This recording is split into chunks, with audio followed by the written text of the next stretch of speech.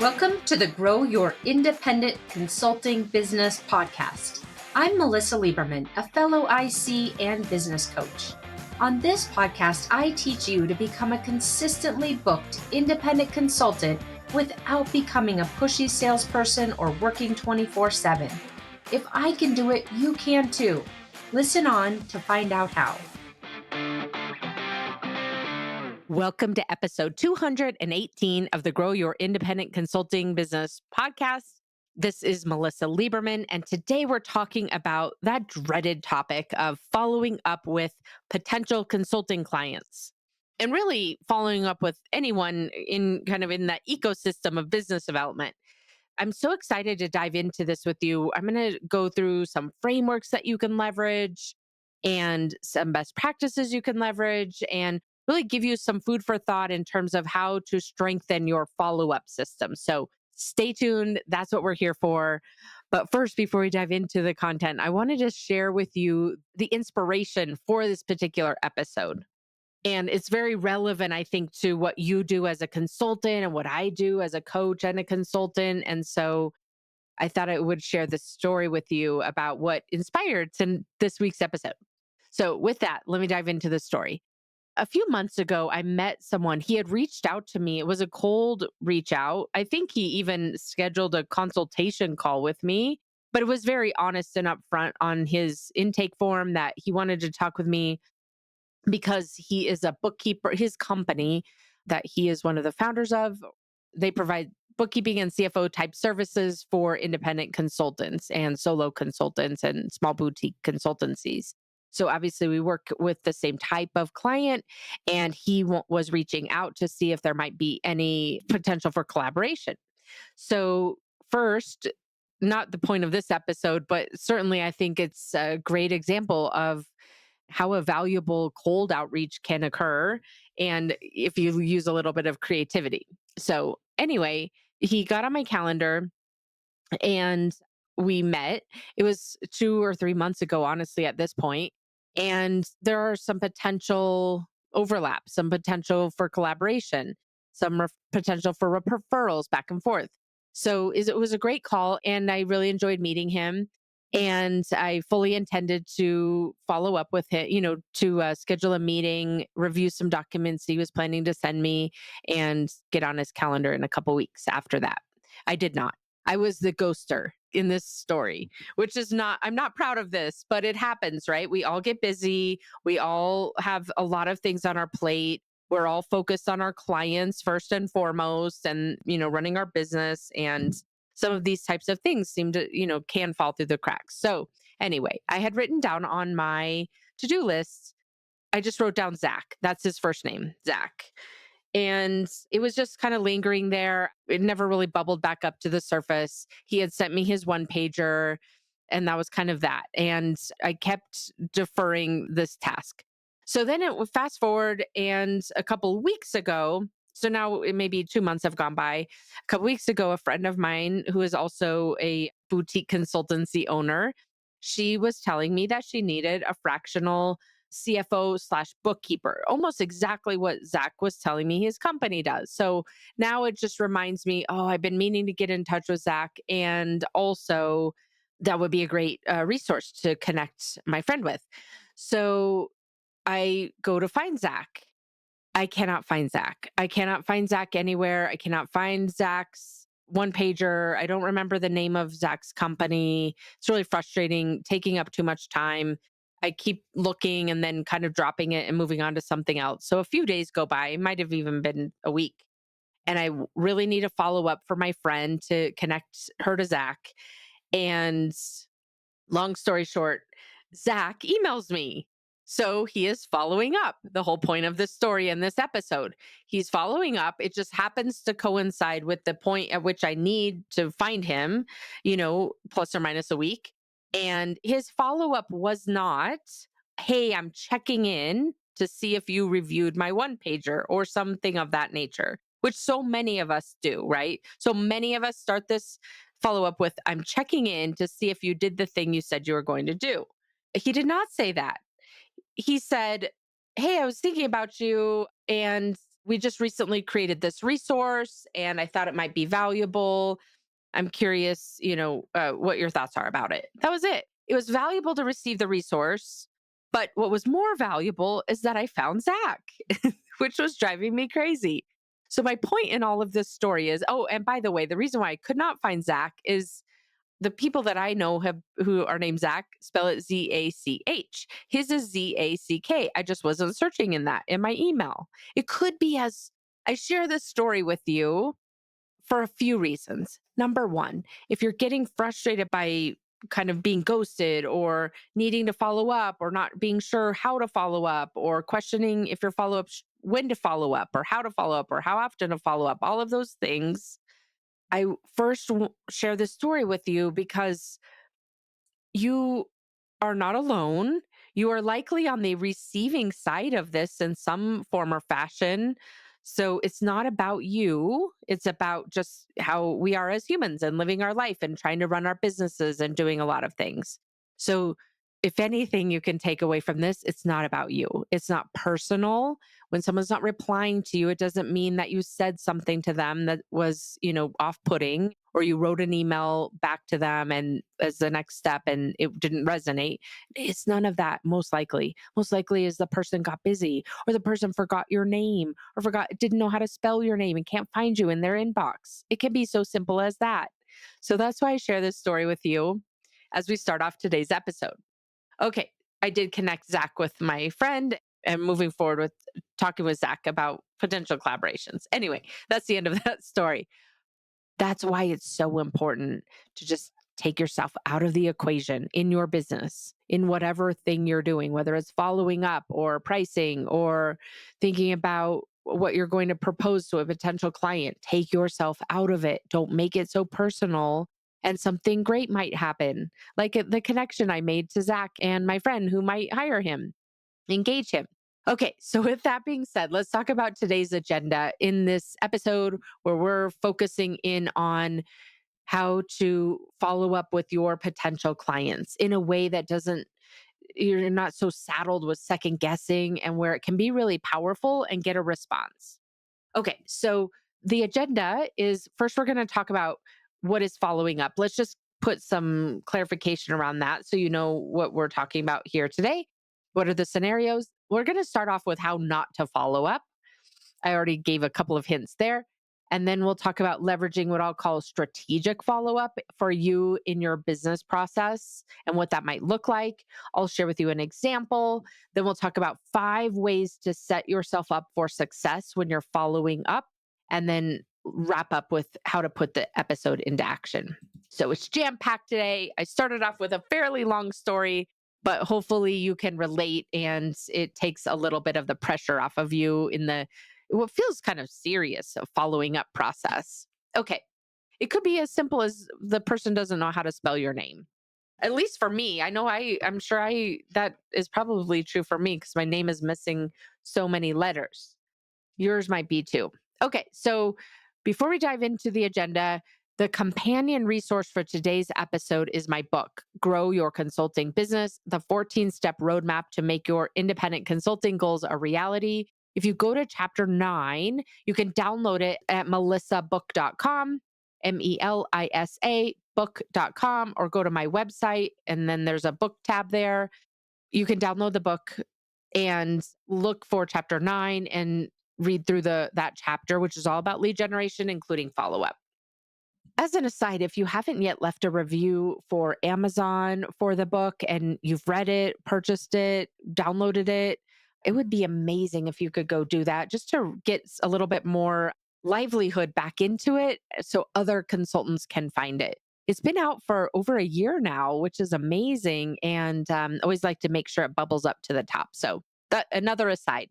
Thank you for doing that. I really appreciate those of you who have left reviews on this podcast and also on the book. And if you haven't yet had a chance and it's made some impact for you, I would love for you to go leave a review on this podcast or on the book or both so others can find it. Okay, so now let's talk about what is follow up. Here, as we're talking about it today, just to set some context, because a lot of times we think about it in, that it's just following up on a proposal. And of course, that's one of the scenarios. But if we just zoom out for a moment, it's really follow up is when you're expecting someone else to take an action and they haven't.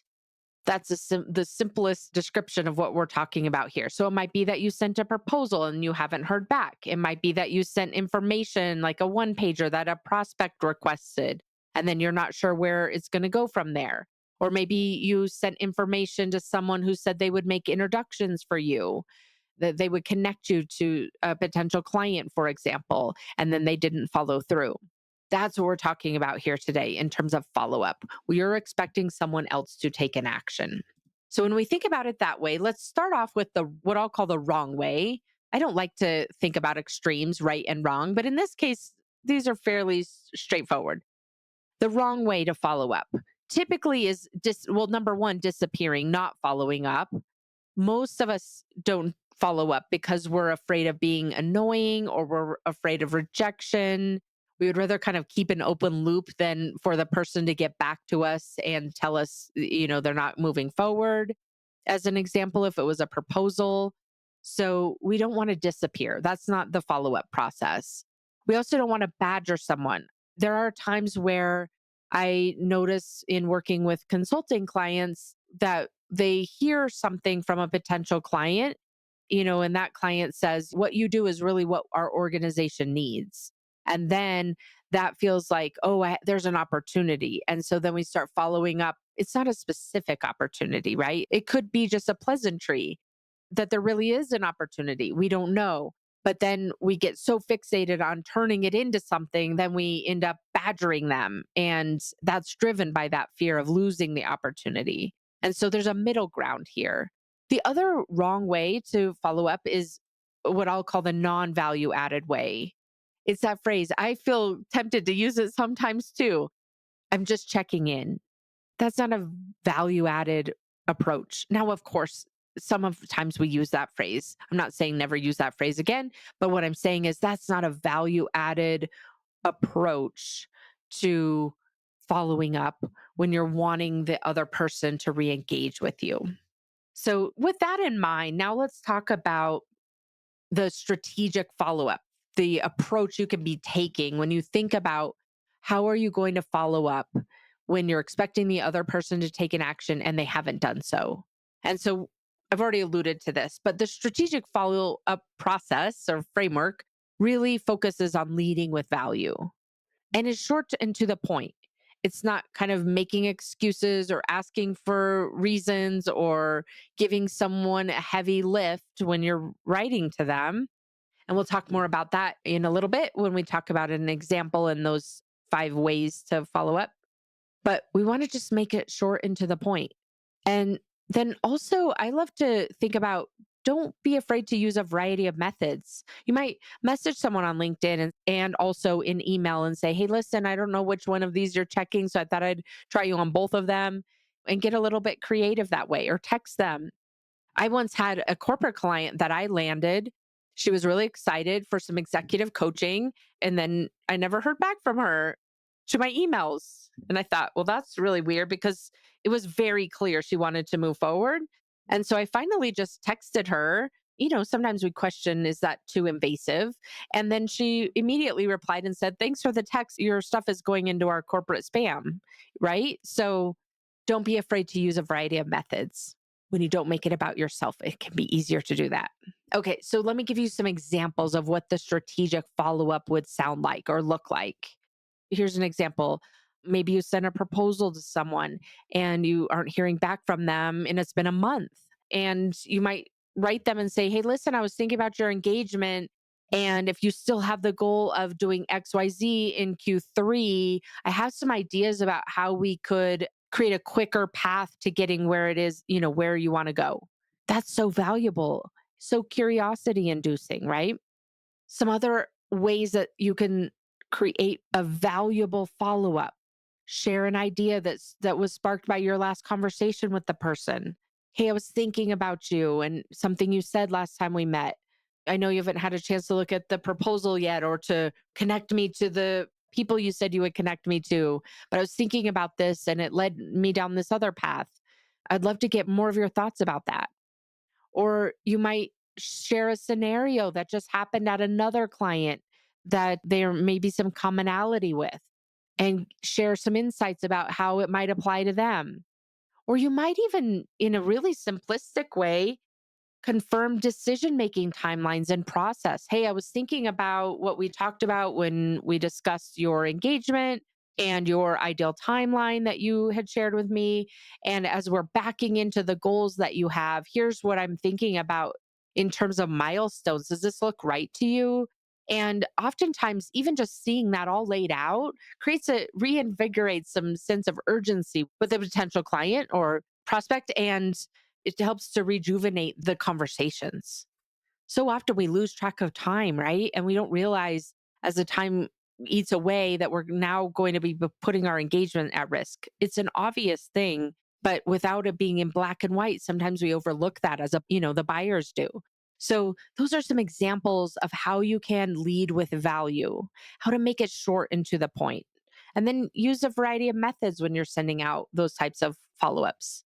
But you're wanting to do it from a place of thinking that it's valuable, approaching it in the most valuable way that you can, and not trying to justify or explain why you're doing it. You're just coming in there very straightforward and clear and thinking that it's valuable. And we'll talk about the mindset that goes around with that here in a moment as well. Okay, so that's what the strategic follow up would look like, the framework around that. I'll give you one more example here to bring this to life.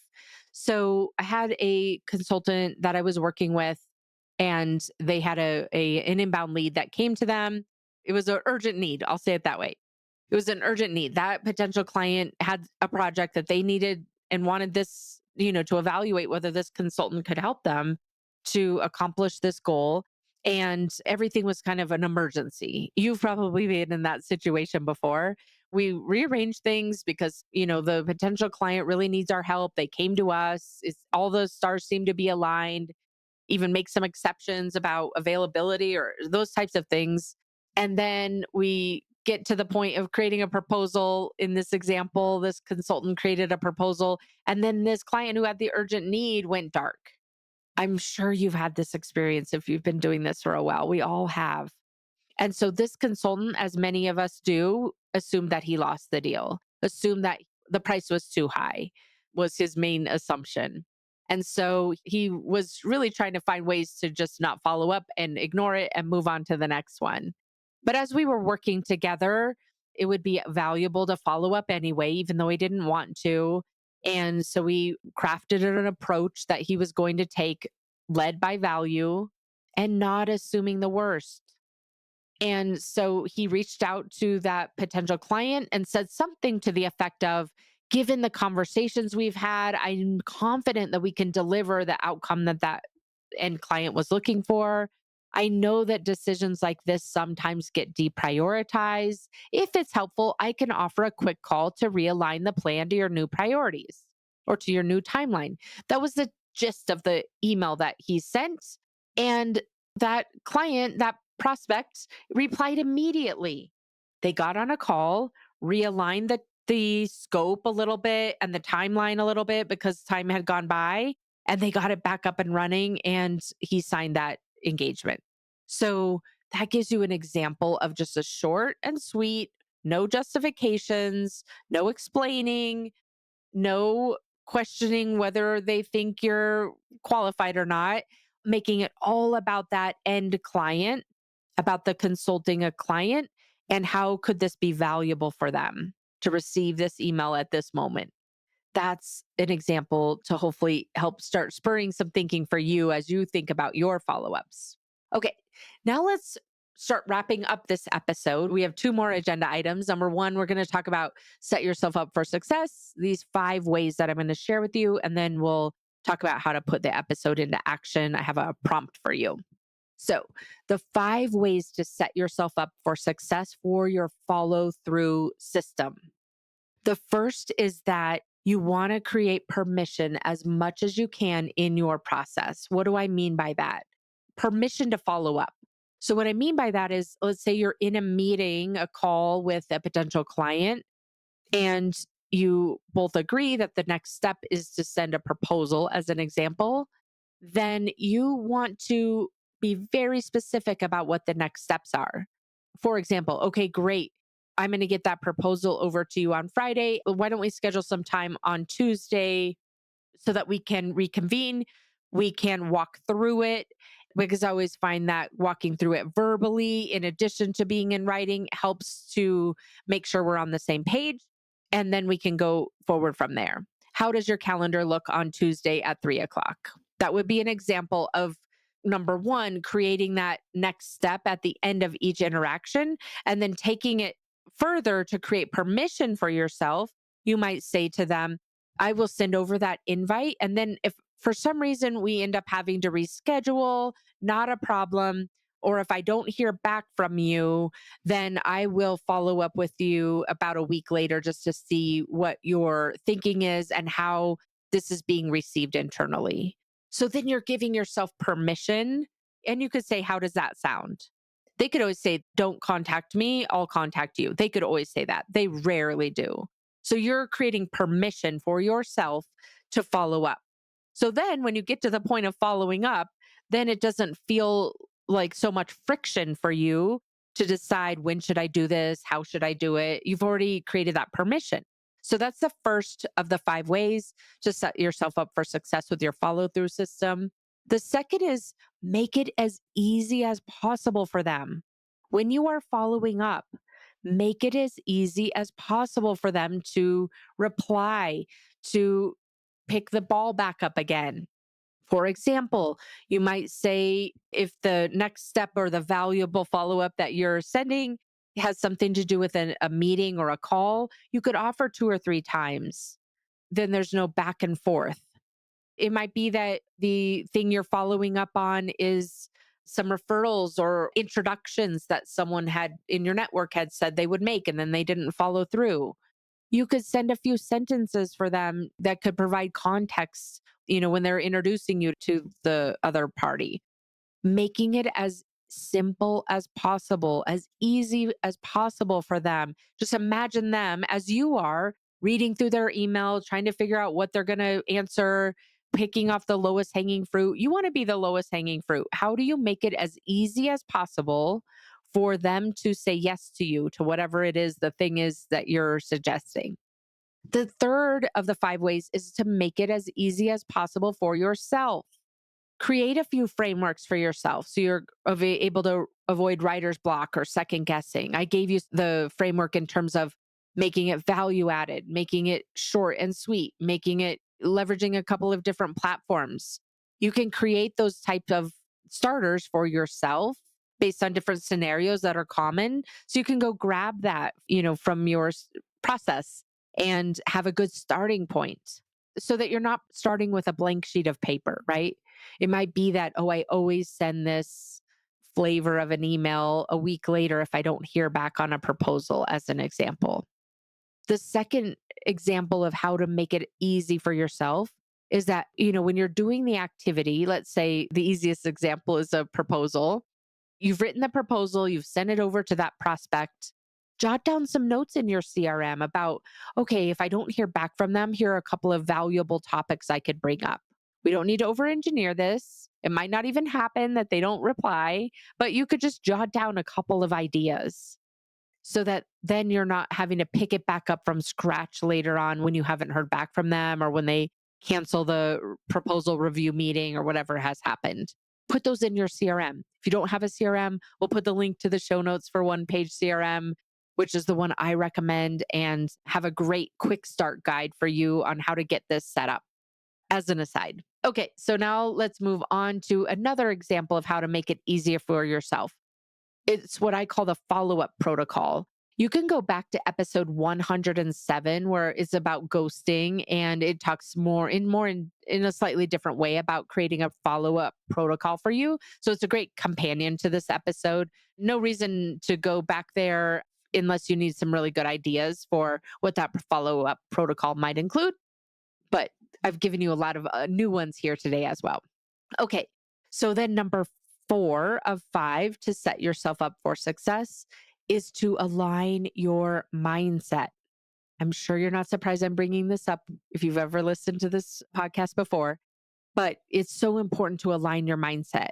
If you imagine that you're writing your follow up email or your follow up text from a place of irritation, it's so rude. They never got back to me. I spent so much time on this proposal.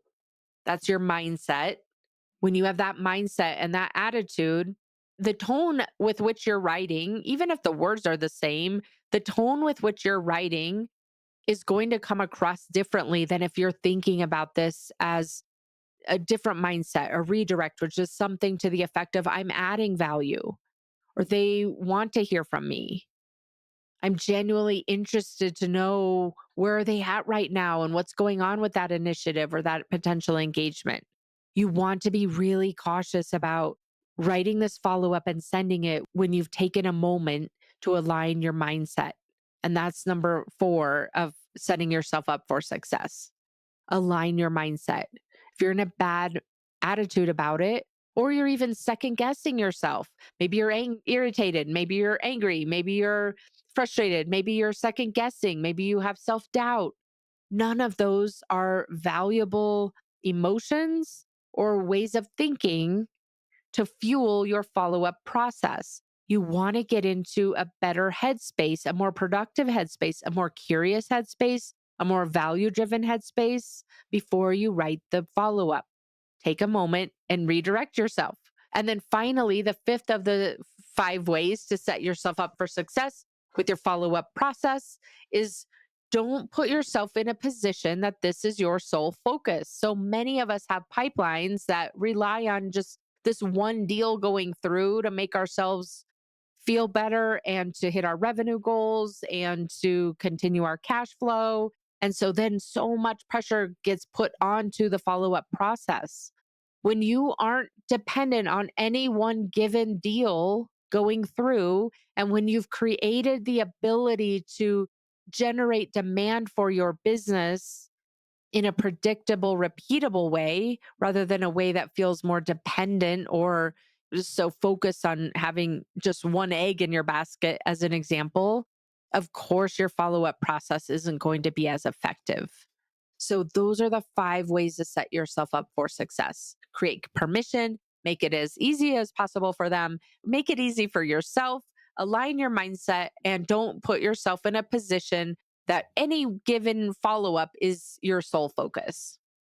All right, as we wrap up today's episode, if you're ready to dial in your consulting business so that you've got a more predictable, controlled client acquisition process, including filling your pipeline, running them through a sales process, a really valuable, meaningful, well thought out sales process, including follow ups, reach out. You can go to consultmelissa.com and apply for a coaching exploratory call to see if working together would be a good fit for this juncture of your business and for you. And then finally, that prompt that I wanted to give you. As you're thinking about following up with your potential clients, you want to be thinking about your mindset. How do you want to be thinking about yourself when you're following up? How do you want to be thinking that your clients or those potential clients are thinking about you? And how do you want to be thinking about following up in general? Those are the 3 areas or 3 categories that you might sit down and spend a little bit of time so that you reduce the friction with this particular part of your business, which so many of us have a lot of friction. You want to really align your mindset to set yourself up for success so that you're thinking about how you're valuable in terms of the follow up process, how your clients want to hear from you and how valuable it is to hear from you, like it was for me to hear from Zach. And then finally, what are your thoughts from an overall process perspective about following up in general? If we think it's a horrible thing to do, then obviously it creates procrastination and frustration versus, you know what, following up is valuable. Let me figure out how to make it even more valuable than it already is, gamify it a little bit.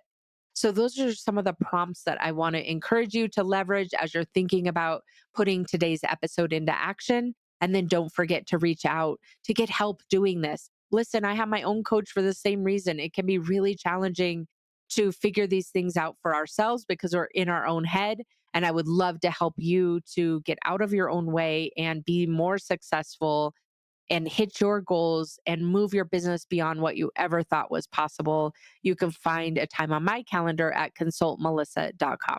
See you next week. Thanks for tuning in.